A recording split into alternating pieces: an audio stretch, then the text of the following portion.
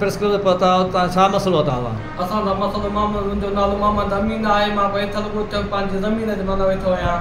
माना न कंदा जाड़े खान ॻोठ झाड़ू खान रहा माना वेठल हुउसि। हाणे ज़मीन पंहिंजे ते वेठो आहियां। हाणे न कंदा 13 वेसनि ते मुंहिंजा सोट पंहिंजा कब्ज़ो करे विया आहिनि।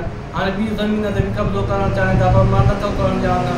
इन जे करे हू चवंदा पूरा पूरा कोई करे न कंदा का मुंहिंजे घरवारे जा सोट आहिनि जेको माना असांजी बनीअ ते 13 वेसनि ते कब्ज़ो करे विया आहिनि। ॿी ते माना करण था चाहिनि जेको घर मां मुंहिंजे मां घिड़ी ऐं माना शनाख़ती कार्ड जी कापी खणी विया आहिनि। हाणे माना खणी ऐं मुंहिंजे मुड़ुस जी ज़मीन जी खणी ऐं माना हाणे मूंखे ब्लैकमेल था असांखे करनि त तव्हांखे कीअं पूरे केस में माना अंदरि कराईंदासीं या तव्हांजो खातो मटणु आहे ऐं तव्हांजी बनी कीअं माना धाड़ेलनि ॿाड़ेलनि खे असां ॾींदासीं। माना असांखे इन्हनि खे असांखां ख़तरो आहे इन्हनि खे ऐं असांजी मदद कयो।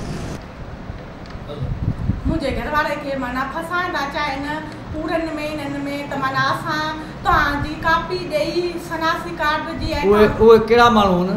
उहे माण्हू मुंहिंजे घरवारे जा सोट आहिनि मोहम्मद हमीद ऐं अब्दुल समी ऐं बिलावल। माना धमकी असांखे अब्दुल हमीद थो ॾिए ऐं माना उन्हनि जो कब्ज़ो आहे असांजी बनीअ ते।